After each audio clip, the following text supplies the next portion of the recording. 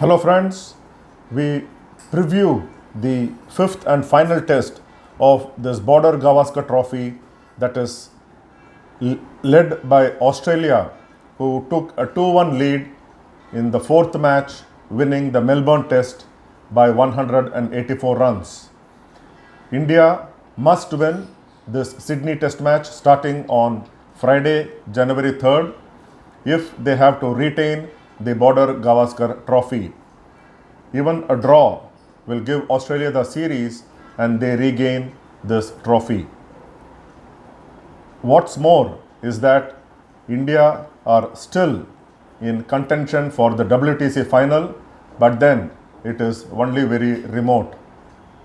For India to qualify, they have to win in Sydney and have other results from the other series, like Australia touring Sri Lanka for 2 test matches and a few other results in the remaining tests of this WTC cycle involving other teams to help India go there. But that is very, very remote.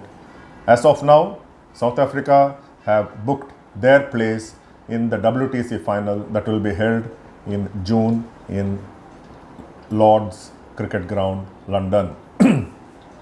Well, India, they may not see anything worrisome about the situation that they are in. That's what one could gather from listening to the head coach, Gautam Gambhir, in his pre-match press conference just a while ago.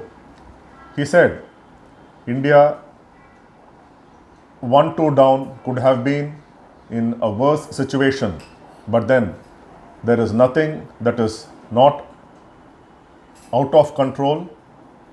He says everything is under control and that the individuals know what they need to do to win here and square the series and retain the Border-Gavaskar Trophy. But then he has also had some conversations with the individuals and he preferred it to be remaining in the dressing room, those conversations, and not be disclosed in the public. But then what was also interesting was that the customary pre-match press conference is usually addressed by the captain. But today Rohit Sharma stayed back and it was Gautam Gambhir, the head coach, who addressed the media. Whereas for Australia, it was Pat Cummins who addressed the media on the eve of the match. Well, there are so many theories flying around, but nothing from the board, nothing from the Indian team management. But then it is all left for one to make his own opinions, form his own opinions. Well, another observation one can go from those present in Sydney, at the Sydney Cricket Ground during the Indian team practice, was that Rohit Sharma usually has slip catching practice, but today it was Virat Kohli, KL Rahul, Nitish Reddy forming the slip cordon with Yashasvi Jaiswal at Gully. So what does that one indicate? Have we seen Rohit Sharma play his last test match in Melbourne? Are we in for some surprise, or there is just a normal routine that Rohit Sharma is happy with his catching? He did take a couple of catches in the Melbourne test match, or is some big surprise in store for us? It is left for anyone's imagination, and we will get to know for sure at the toss, which will happen at 4:30 Indian Standard Time, and which is 10 o'clock Sydney time. But one thing is for sure, India will be without their medium pacer Akash Deep. It was confirmed by Gambhir that Akash Deep is suffering from a back issue and he will miss out. So who comes in? Will Harshit Rana, who played in the first 2 test matches, making his debut in Perth, will he get a chance, or will India give Prasiddha Krishna a chance and make use of his height and extract bounce from the Sydney pitch. What if Rohit does not play? He decides to stay out. Well, Shubman Gill could come in, and there are also rumors that Rishabh Pant may be left out of the playing 11 to bring in Dhruv Jurel. Maybe that's a sort of message that the Indian team is sending to Pant to play responsibly and play as per the situation and not throw it away like he did twice in the Melbourne Test.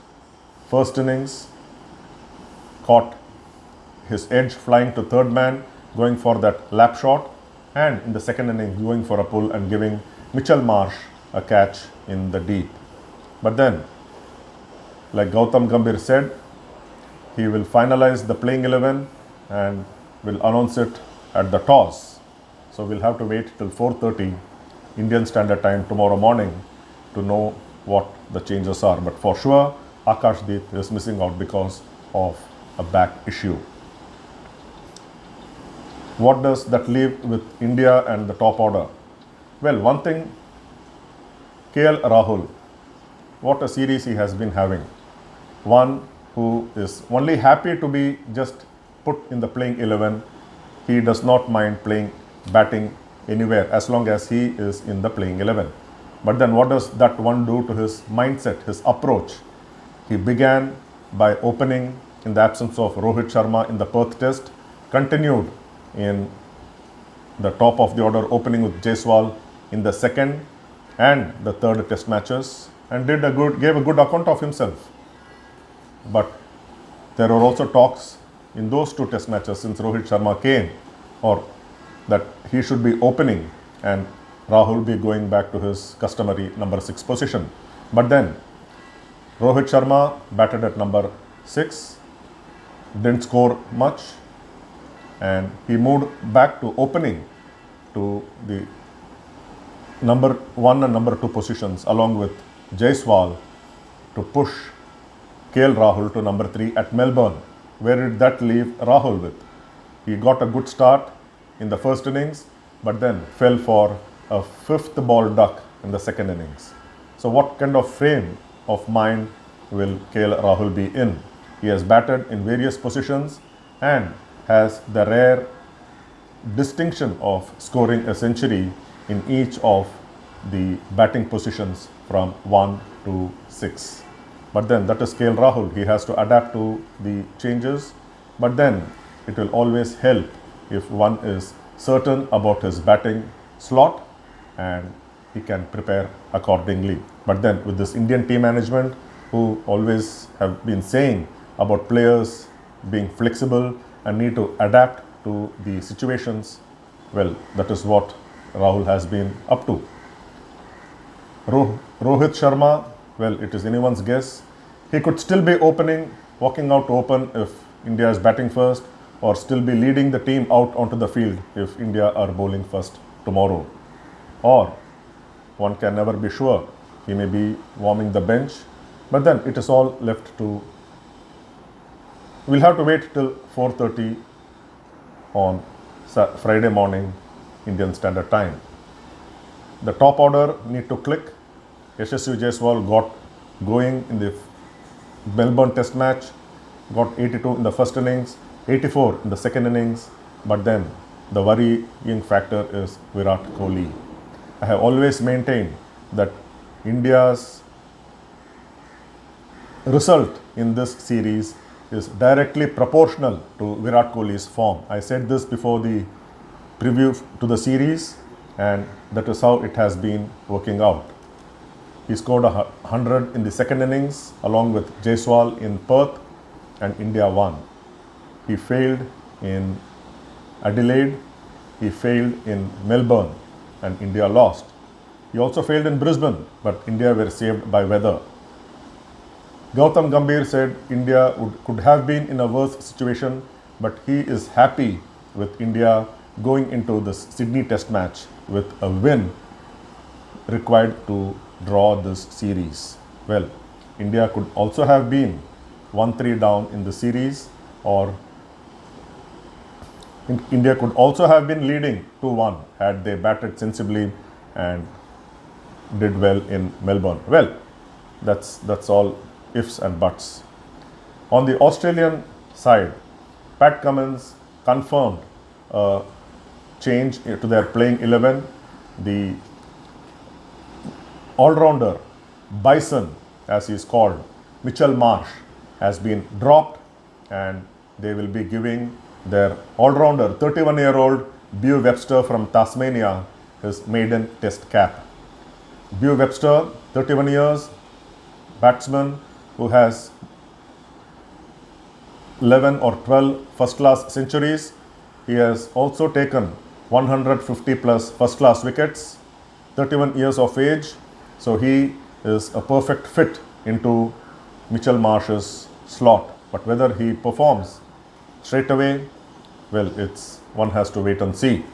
Sydney Cricket Ground has been one of India's better performing venues in the 13 test matches that they have played there since Lala Amarnath and his men went there for the first time in 1947-48. India have played 13 test matches.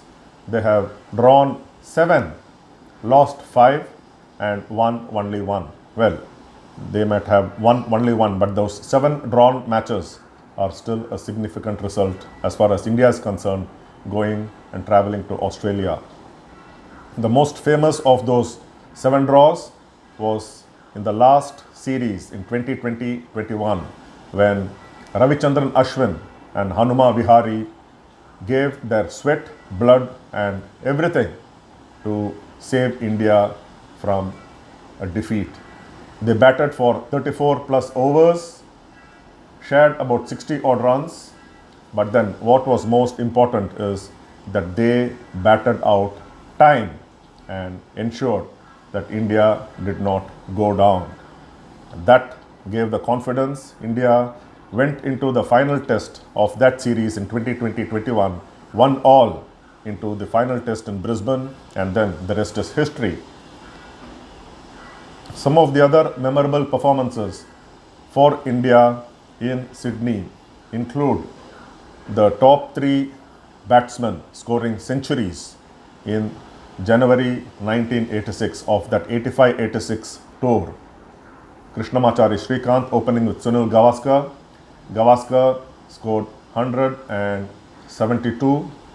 Krishnamachari Srikanth 116, and number 3 Mohinder Amarnath scored 100, another 100. So it was top 3 batsmen scoring a century each. Mohinder Amarnath in that case scoring 138 after Gavaskar's 172 and Srikanth's 116. Another unforgettable knock, VVS Lakshman blazing his way to 167 in that miserable series for India in 1999-2000 under Sachin Tendulkar. Lakshman made to open along with MSK Prasad in that series, especially in Sydney Test match. He flopped in the first innings, but then in the second innings, it was a different VVS Lakshman, going all out, attacking the Australian bowlers for a magnificent 167, and it was that test match that gave Lakshman the confidence, and also he earned the respect of the Australians, and he went on to even get greater respect from Australians, and his performances, especially against Australia, blossomed with every test match that he played against them and with every visit that he did to Australia for test matches. Of course, who can forget Ravi Shastri and his only double century in test match, 206, and Sachin Tendulkar's second test century, 148, coming in the 1991-92 tour of Australia. Of course, VVS Lakshman, another magnificent 100, 178 in the company of Sachin Tendulkar, who scored 241 in the 2003-04 series.